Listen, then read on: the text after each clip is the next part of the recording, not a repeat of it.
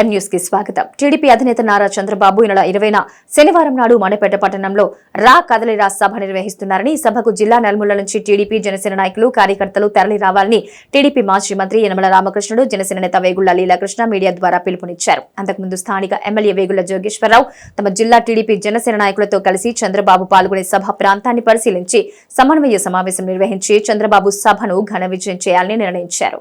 Amalapuram parliament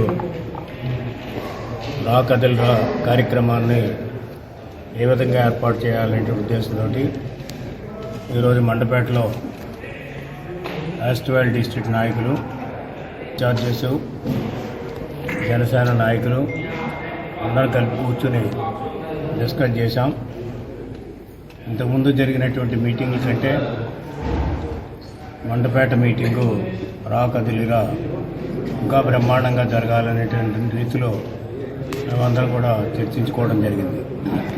చాలా గ్రాండ్గా 20వ తారీఖున ఇక్కడ మండపేటలో రా కదలిరా ఏదైతే కూటమి ఉందో తెలుగుదేశం పార్టీ, జనసేన పార్టీ కలిపి ఈ కార్యక్రమాన్ని ఆర్గనైజ్ చేస్తున్నాం. దీనికి అందరూ కూడా జిల్లా ప్రజలందరూ కూడా కదిలి రావాలని, కదిలి వచ్చే విధంగా ఆర్గనైజ్ చేయాలని కూడా రెండు పార్టీల నేతలు కూడా ఆదేశాలు కూడా రెండు పార్టీలు నాయకులు కూడా ఇవ్వడం జరిగింది. అంచేత ఊహించినటువంటి విధంగా బ్రహ్మాండంగా మండపేటలో జరుగుతుంది.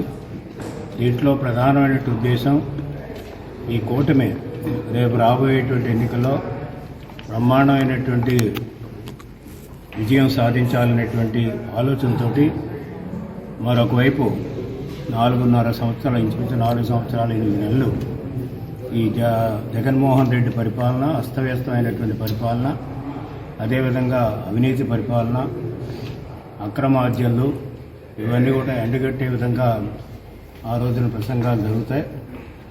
దాంట్లో అందరూ కూడా పవన్ కళ్యాణ్ గారు రాకపోయినప్పుడు కూడా ఆయన సంబంధించినటువంటి నాయకులందరూ కూడా ఆ రోజున హాజరవుతారు. అంచేత రెండు పార్టీల యొక్క ధ్యేయం ఒకటే, ఇది బ్రహ్మాండంగా జయప్రదం చేయడం ద్వారా విజయడంకాన్ని మోగించాలనేటువంటి ఈ కూటమి యొక్క ఆశయం. ఆ విధంగానే విజయడంకాన్ని మోగిస్తాం. బ్రహ్మాండమైనటువంటి మెజారిటీతోటి ఈ రాష్ట్రం మళ్ళీ అధికారంలోకి వస్తుందనేది కూడా సందర్భంగా తెలియజేస్తున్నాం. జనసేన తెలుగుదేశం సమన్వయ కమిటీకి ఏర్పడే కారణం రేపు 20వ తారీఖు నాడు చంద్రబాబు నాయుడు గారు రా కదిలిరా సభని మండపేటలో 20వ తారీఖు మధ్యాహ్నం 2 గంటలకు ఏర్పాటు చేయడం జరిగింది.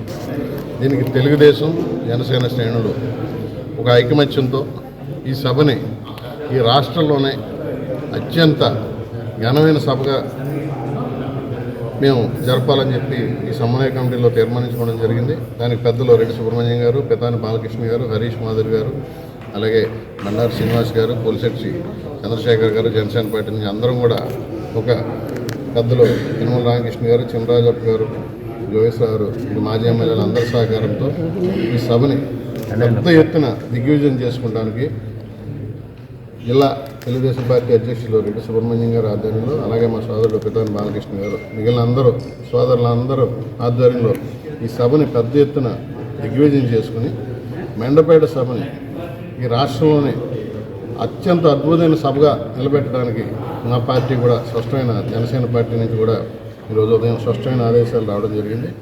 దానికి అనుగుణంగా మేము ఈ సభను అత్యంత అద్భుతమైన సభగా తీర్చిదిద్ది ఒక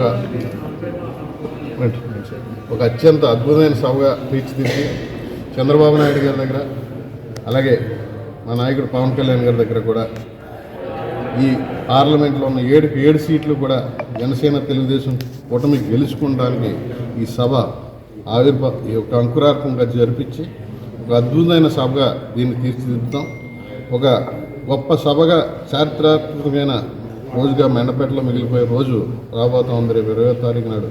దానికి పెద్దలందరి సహకారంతో జోగేశ్వరరావు గారు, మేము అందరం కూడా ఒక సమన్వయంతో ఈ సభని అద్భుతంగా దిగ్విజయం చేయడానికి తీర్మానించుకోవడం జరిగింది. దానికి జనసేన తెలుగుదేశం పార్టీ కార్యకర్తలు, నాయకులు అందరూ సహకరిస్తారని మనస్ఫూర్తిగా కోరుకుంటున్నాను. మరిన్ని తాజా వార్తా విశేషాల కోసం ఎం న్యూస్ ని సబ్స్క్రైబ్ చేయండి, మీ మిత్రులకు షేర్ చేయండి.